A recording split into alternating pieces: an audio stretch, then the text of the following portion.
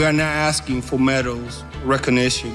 We simply want justice and accountability. Now at 11, emotional testimony on the Capitol riots more than 6 months later. What lawmakers hope to get out of this new investigation. And then Simone Biles cites her mental health for withdrawing from the women's gymnastics team competition minutes before competition was set to start.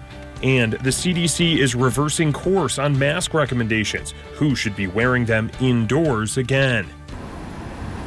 Good afternoon, everyone. Thanks so much for watching Denver 7 News on Local 3. I'm Jason Grenauer. We are standing by right now awaiting a live news conference with the Aurora Police Chief. We will be getting the latest developments and information around 2 officers now facing charges in connection for an excessive force case that happened last Friday and an arrest of an individual on a warrant. We're going to bring you that live news conference as soon as it happens. But first, we want to get you caught up on the very latest surrounding this case to just kind of give you just some information about what the police chief is going to be speaking about. We've received the affidavits for the Aurora police officers involved in the violent arrest of a man last Friday.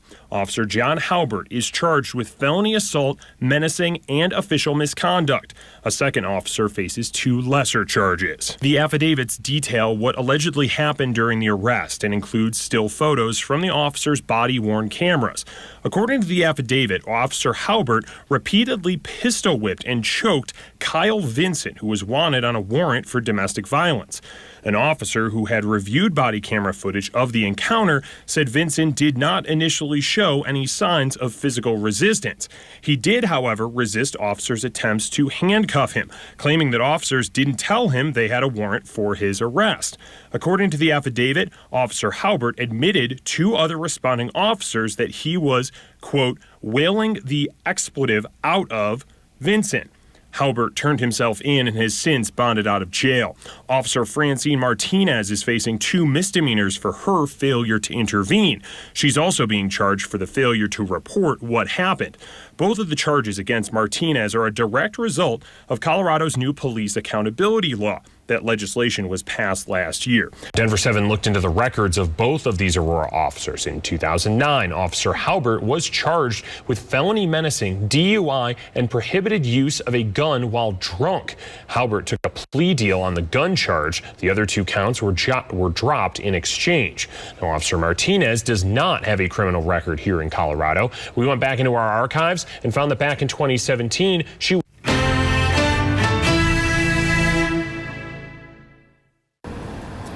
All right, we now want to take you out live to Aurora Police Headquarters for this news conference, all in relation to 2 officers now facing charges for excessive force. We do expect to see the body-worn camera footage of this event being played, and so we want to just warn you in advance. We believe that that video might be hard for some of you to watch, but here is the police chief right now out there in Aurora. Went through the incident with my officers. I just kind of want to know what we're going to be going through is we're going to give you just a little bit of background of what happened before the video starts, and then I will show the video, and then I will make some comments and then take questions after that. Or I'll actually turn it over to Mr. Twombly, and then we'll take questions. I have to tell the public every use of force is not always captured on body-worn camera. I think that's the intent of the legislation that was just passed, is that the public has a right to know. And I, as the chief of police, and my command staff has a right to know what is happening out on the streets. Sometimes it captures amazing acts, and unfortunately today, it captured a very despicable act. What you're going to see is going to anger you. It may even bring you to tears. I know as I watched it, I felt myself welling up with tears as well as anger. The officers still have due process in this. They have been arrested and they've bonded out on those charges. It's my understanding. But the public has a right to know. And my officers have a right to know on why this occurred and what happened. So we're going to go ahead and show that case. I'm going to tell you this video will shock your conscience. It is very disturbing. So I really caution people, if they're small children, to not have this on.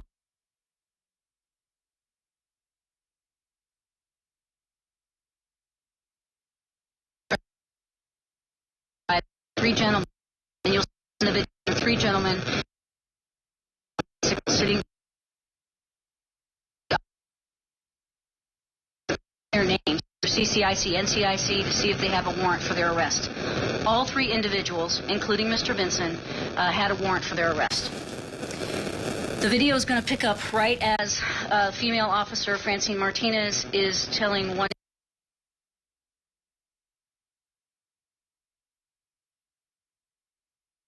the two suspects flee.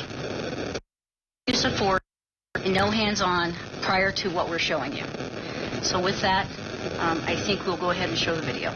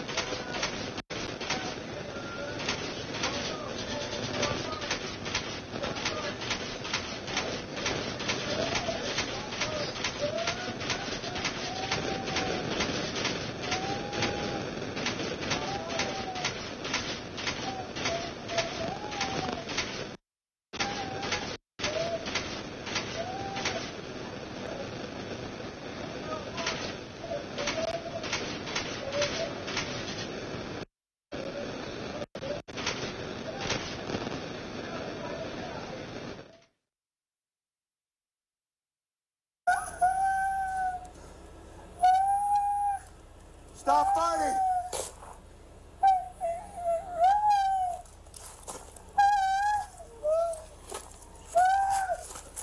Excuse me, please. Stop fighting! Stop moving! Don't hurt me. Don't hurt me. Stop fighting now! Don't hurt me, bro. Don't shoot me. Please. Grab my gun again, I will shoot Don't you! shoot me, bro. Ow, help. Help.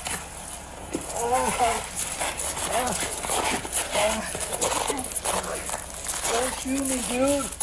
Just let me go. Oh, I don't.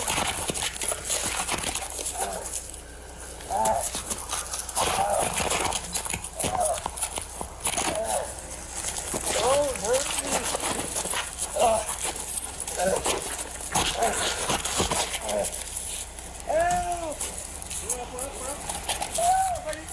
Don't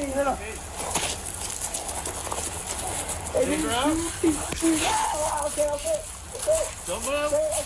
Don't move. Put your hands out. Hands out. You're going to get it again. You got it. Hands out. I got his right one. Okay. All right. Good. Okay. All right. All right. Well, help.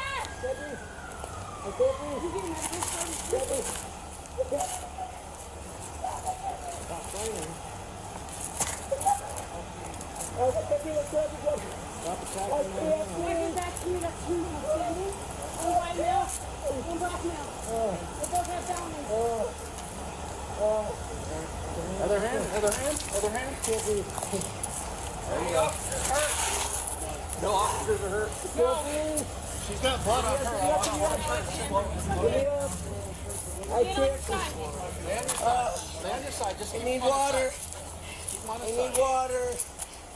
need water. I didn't do anything, dude. I was just fighting for my life, man. Hey, Randy, you guys beat me up. I got you. Yeah. Are you okay? I'm good. Just stay there. Get her out. Just stay there, all right? Dude, I need some water, bro. All right, we'll get you. Look.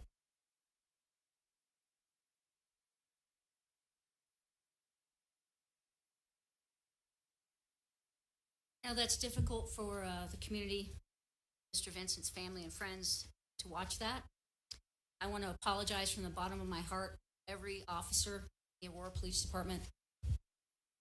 Those that have seen it, the officers are seeing this right now as well. Some have seen it due to preparing for this press conference, and I can tell you we're disgusted, we're angry. This is not police work. This is not police work. We don't train this. It's not acceptable.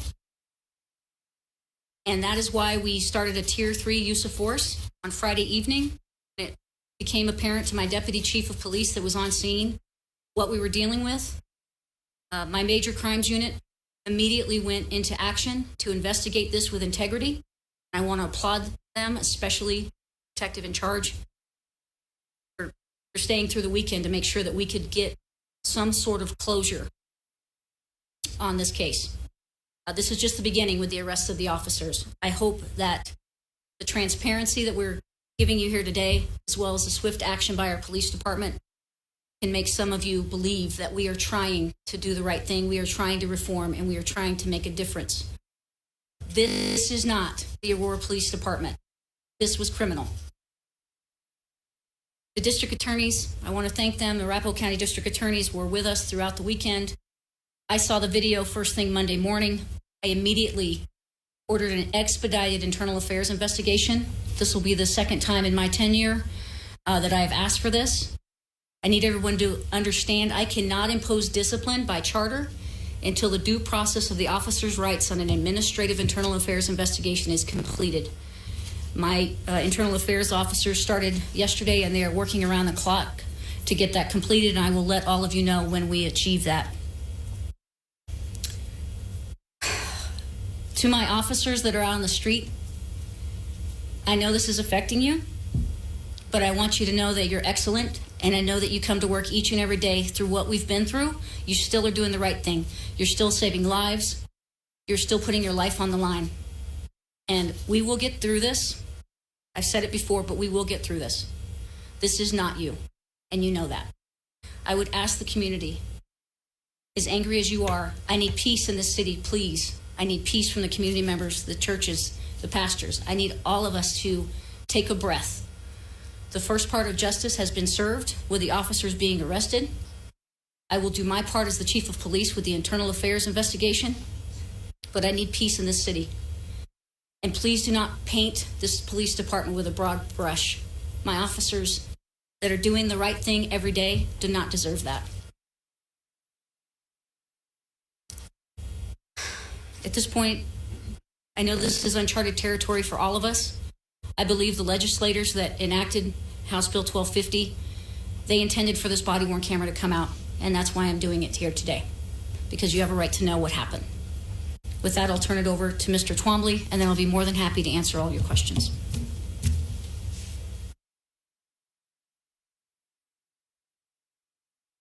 Thank you, Chief.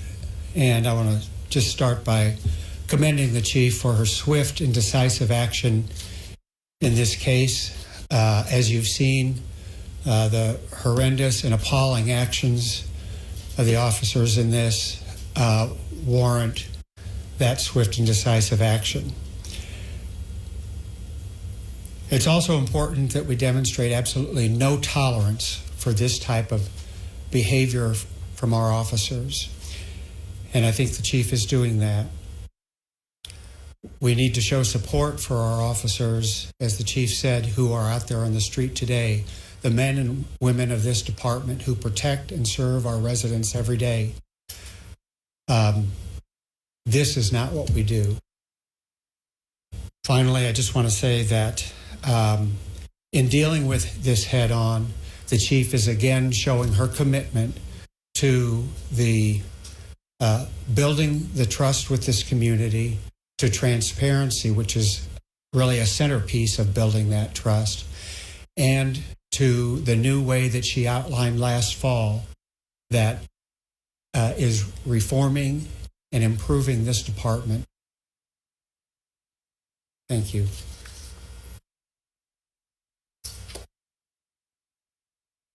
Go ahead and open it up to questions.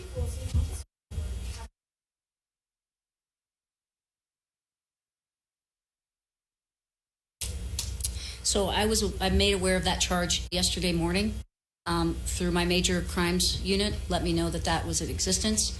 I need to make it clear that I have no control over any basic applicant that is hired by the City of Aurora. We only control the lateral process. That is a Civil Service Commission question. I did review the background myself. Upon request, I asked the administrator for me to see the background, and the decision was made to offer him a position with the City of Aurora. But I did not know about that until yesterday morning.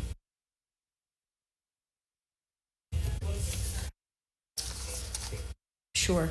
Officer John Haubert, Haubert. He's been assigned to patrol for 3 years. He's 39 years of age. He's been with APD since 2018. He was assigned to patrol officer in District 1. He has no formal disciplinary history, and he is on administrative leave without pay. I will give you the charges in your press packet. Officer Francine Martinez, she's been with the Aurora Police Department for 6 years. She was assigned as well to District 1 Patrol.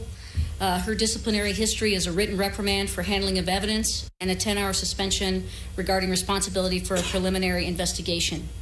She is on admin leave with pay. Let me be clear. I cannot put officers on anything other than admin leave with pay if they have not been charged with anything other than a felony. Officer Martinez was charged with, you have the charges, duty to intervene and duty to report, which are both misdemeanors.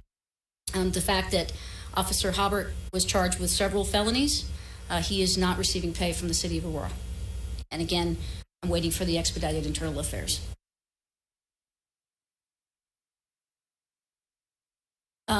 I believe so, but yes. And so that's their Officer Bill of Rights. The other thing is, by charter, I have to have certain lengths of time in an internal affairs investigation. I can expedite it, which I've done in the past, and so we will be moving as quickly as possible on that.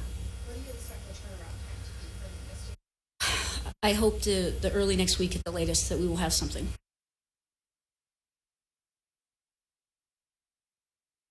Could you repeat the question? I'm sorry. So it's just the beginning for the community, right? We still have to go through a trial. We still have to go through all of these different things. As my executive team and I are talking about, we have to look at certain things. As far as one of the body-worn cameras, I think you see actually comes off.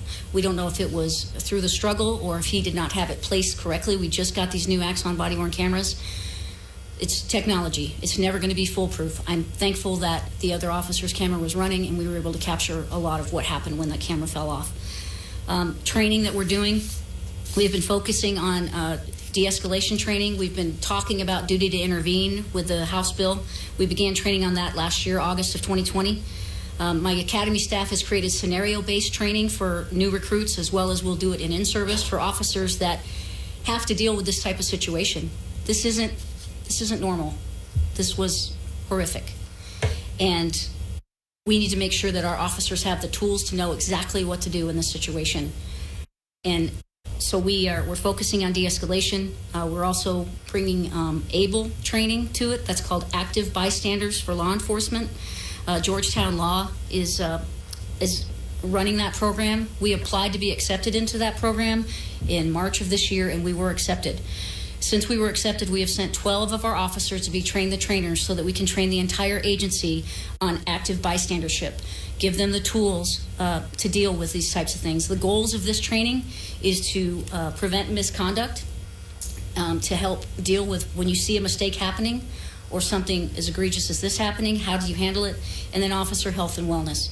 I would like to say that who spearheaded this was Superintendent Sean Ferguson of the New Orleans Police Department, and their training was called EPIC, and that was Ethical Policing is Courageous, and that morphed into the ABLE program that Georgetown Law has taken over and is training across the nation. So we are being a part of that. We are focusing on de-escalation. We're getting a simulator. Right now we have 2 vendors for a simulator. That's the video training system that the officers go in, and it's almost like real life, and they have to react. We're going with a vendor that has de-escalation built into it and fail-safes if the officers don't recognize situations when they can de-escalate. Again, the question may come up, but I'll just go ahead and address it. The critical incident response team at the 18th district that I joined, this case is the threshold for them to be activated. We did call them on Friday. It was not an officer-involved shooting, and there was no serious bodily injury that the doctor had signed off on. So I have faith in my major crimes unit. I knew they would do a good job, and I knew that they would come to the conclusion that they came to, that charges needed to be filed, and the district attorney agreed. Yes, ma'am. So this is the second time you've come over and expedited internal affairs investigation. What does that say to you as chief and works on against you? Well, so me expediting the case is truly for the public. That is the transparency for the public. We do internal affairs investigations all the time. And so, but when it's something this egregious, it's such a slap to the face to this community, to Mr. Vinson, it needs to be taken care of, and it needs to be done quickly. Facing any charges on this incident? Just say that again, and then I'll go to you, sir. I apologize. Is Mr. Vincent facing any charges? No, Mr. Vinson was arrested for a felony warrant out of Denver for DV strangulation, and you hear him on the camera saying he doesn't have a warrant. We don't believe he knew that he actually had an existing warrant. It sounds like it may have come out of a probation violation or something. Chief, after all the focus, department, nationally, locally, excessive force complaints, after all the focus that you thought to the issue on the department, how do you think an incident is possible? I don't know. Like I said, no one that's seen this video, and I'm sure that every officer that has seen it now is going, what is happening?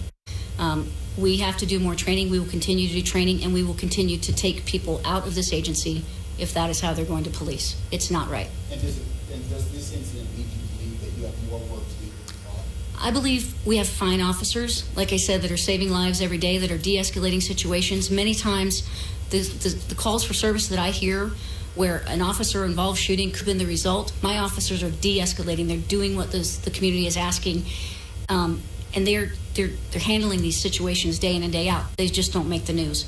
So I just want to make sure that we are going to continue to train. We're going to continue to bring in best practices, but this is an anomaly, and this was. I'm just thankful that Mr. Vinson is alive.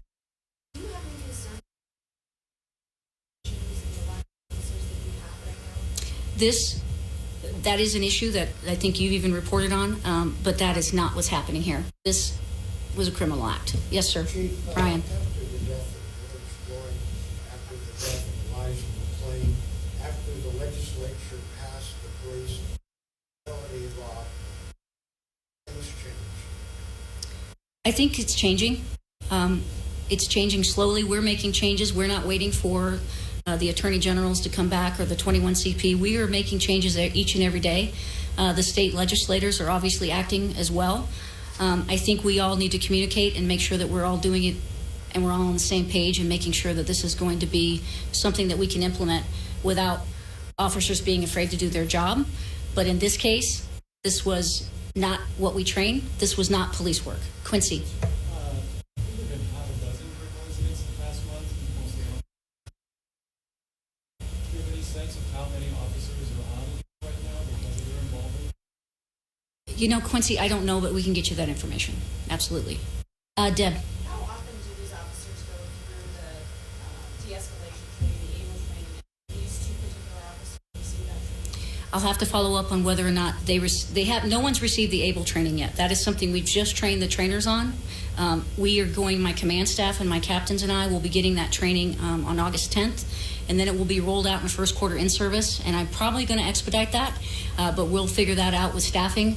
But at the latest, it'll be rolled out in first quarter in service, which will be February of next year. But I'm probably going to try and do that quicker, considering this incident. Was there a second part to your question? The de-escalation training we have been doing since 2020, and we, like I said, we're getting simulators that have de-escalation built into it. All of our scenarios out at the academy with the new recruits, they have to recognize de-escalation moments, and then we critique them on that. Obviously, they're learning. Also, we just are working on finishing a video that deals with high-risk stops and talks about de-escalation points. And so officers need the tools and understand that, first of all, that's the expectation. Second of all, how to do it. I can't speak for Officer Martinez or what she was feeling at that moment. But I need to make sure that my officers out on the street know what to do next time. Last question, Mr. Vincent. How serious were his injuries? Can you describe just the width? Can you tell? I couldn't really see how many times he was hit. He was hit multiple times. I'd say approximately 13 times he was hit with a pistol. And how serious are his injuries? You know, I have Lieutenant Bob Wessner here with me for the Major Crimes Unit. Bob, are you able to answer that question? Yes. So there's the doctors. Again, it's Wessner, Wesner, and there is not serious bodily injury to his face at this time. Several large welts and a abrasion on the upper left part of his head that required 6 stitches. So that's the extent of his injuries. Nothing as far as concussion that we're aware of through medical. He received a CAT scan and what have you, chest, neck, and head, which came back fine. Thank you. He was unarmed, you're correct. And so when we talk about injuries, those are just the physical injuries of Mr. Vincent. I can only imagine how he is feeling. And again, I want to apologize to him. We sent my internal affairs investigators out to speak with him yesterday, and also offered him victim services due to the fact that he was a victim in this case. There were the 2 other guys who were being questioned and fled the scene. Do you know what happened to them, or are they still at large? They're still at large, sir. You took very, in comparison to what happened in the life of the officers and not being fired or arrested, how do you explain to the public? So I'm a different chief of police, but also we have different degrees of the investigation. The district attorney had looked into that and cleared the officers. Then, of course, we all know that the attorney general is looking at that and a grand jury is going on. So that is going to, lengthen the process. So, and I'm not saying that the former chief could have done anything differently. What I'm saying is that my sake and with the support of my city manager, I will be coming out with things as quickly as possible. We appreciate everyone coming today. We're going to be putting an updated press release out to include links to not only the body cams you saw today, but also the press release for people to, the press conference for people to watch if they didn't get a chance. We appreciate everyone coming today. Thanks.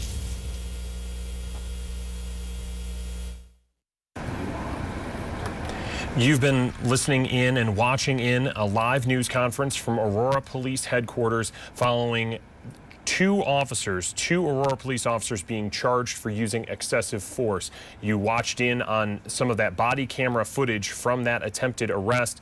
The chief just calling this disturbing and disgusting, a criminal act, her words, and that she is thankful that the victim is alive. She said that the public has a right to know, and that's why she came out with this body camera footage. You're looking at some still pictures from arrest affidavits that just came out this morning. Again, that footage, very difficult to watch. The body cam shows Officer John Hobbert originally with his gun to this suspect's head. That man is Kyle Vinson, who was being arrested on a felony warrant, according to the chief. Mr. Vinson was eventually rolled over. Officer Hobbert pistol whipped the man multiple times, hitting him with his handgun multiple times in the face and on the side of the face, causing some large contusions on his face and head, causing him to bleed. He did need stitches as a result. The chief estimated that he was struck 13 times in the head and the face. The man, again, on the ground repeatedly said, "You have the wrong guy." He was eventually choked by Officer Hobbert, who said, quote, "I will shoot you." In the end, Vincent said, "I was fighting for my life," as he was eventually arrested there. The chief went on to say that we are disgusted, we are angry following this incident, that this is not police work. We do not train for this. It is not acceptable. Her quote that really stood out to me when watching this live: "This was not the Aurora Police Department. This was criminal." Now, some background of what's going on, I guess, as we move forward. Officer Hobbert has been on patrol for 3 years. He is currently on administrative leave without pay. The other officer, Francine Martinez, is on administrative leave with pay since she was not charged with a felony. So let's get you those charges there. Officer John Hobbert faces first-degree assault charges, second-degree assault with a deadly weapon, second-degree assault with strangulation, and felony menacing. Officer Martinez, duty to report use of force by a peace officer, and duty intervene. Those coming out of a recent police reform bill passed here in the state of Colorado. Now, the chief ended with an apology to Mr. Vinson. She asked for peace in the city. She referred to him as the victim in this case. So now things have to go through the court system, and we are just going to try to put all of this information all in one place for you, including some links to that body camera footage as well. Our reporters were at that news conference. They will be continuing to follow this throughout the day, and we'll have the very latest up shortly on thedenverchannel.com. That's our website, as well as stay with us throughout the afternoon. We will be constantly updating this story throughout the afternoon.